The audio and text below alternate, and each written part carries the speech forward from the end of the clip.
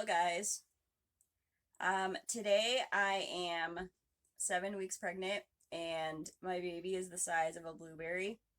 I always love finding out that stuff because I never got to find out that kind of stuff with my daughter. I don't even know, like, if I ever knew when my weeks were, like, because at the beginning of my pregnancy, they thought she was due July 4th, but later on, after a really fancy ultrasound, they found out she was actually due July 25th. And so I just feel like all my weeks, I don't know, they were always mixed up and whatever, I don't know. And I was going through a lot during that pregnancy, so I just missed out on a lot of things. But, anyways, so I wanted to give an update about week 6. So, week 6 was a lot better than week 5. I didn't have hardly any nausea. Um, Basically, my issue was being extremely tired. So, on Monday night, I woke up like a million times to go to the bathroom. And so I did not get enough sleep. Tuesday, I was absolutely miserable, like so tired the whole day. And I had to work all day. Wednesday, I was feeling a little better, but I still haven't been feeling myself. Like, my appetite is super weird right now. I'm only hungry in the morning. Lunch and dinner, I have to force myself to eat, which is super weird. And I just tell myself, like,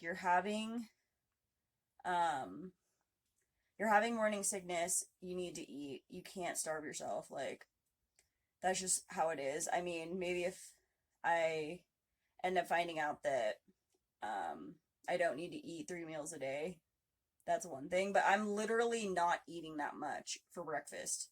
Like, I'm eating a regular meal for breakfast. So, like, it's not enough nourishment to get me throughout the day. That's why I'm, like, still making myself eat. But, anyways, so I've been really missing um, vlogs, but I'm still not feeling myself. I really want to start feeling better before I start doing vlogs again. I want to have more energy, and I'm sorry, my dog's shaking my camera.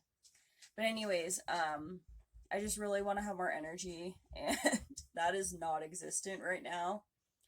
Um, I am kind of confused about how much coffee I can have because, like, there's one thing that says I can have 1 cup, one thing says I can have 1.5 cups, one thing says I can have 200 grams of caffeine. I don't freaking know. So basically, I'm only letting myself have 1 cup of coffee a day. Normally, when I'm really tired, I'll have like 2 or 3 cups of coffee. So just the fact that I have to find something else for me to stay energized is a struggle.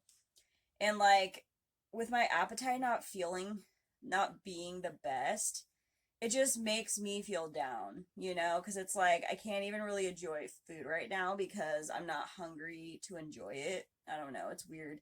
Yesterday was interesting because literally everything except 2 things tasted horrible.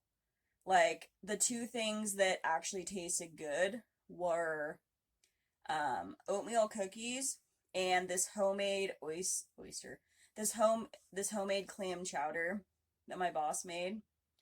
I wasn't even gonna have any because when I smelled it last week, I did not like the smell. But my coworker, she insisted that I try it, and so I decided I had to. And it was delicious, and I was so happy because I had gone the whole day with like food just tasting like crap. But anyway, today food tasted a lot better, but I was only hungry at breakfast. It's really weird. I don't understand it. Um, I definitely have gotten more sleep at the end of the week than I did at the beginning of the week, thankfully. Yesterday, I actually let myself sleep in and I took the later bus. I normally don't like taking the later bus because I have to walk faster to work, but I honestly just really wanted some extra sleep, so that's what happened then. And then, so this morning, my boss told me she wanted to talk to me, and I'm like, oh no, what's this about, you know? And so she was telling me that her boss and her, well, basically, he came up with it. He was saying that he was saying that he would be willing to pitch in $500, and she also agreed to pitch in $500. And if I could pitch in $500, he like knows people that would find me a decent car for $1,500. And I really wanted to cry when she told me that because like nobody's ever done that for me before. And it was just really sweet. And she told me to think about it, of course. But it's like, I really can't take an offer like that. Like, I'm one of those people who just can't take that kind of thing from people. I really can't. Like, literally, the only people who can help me and I don't feel guilty are my parents.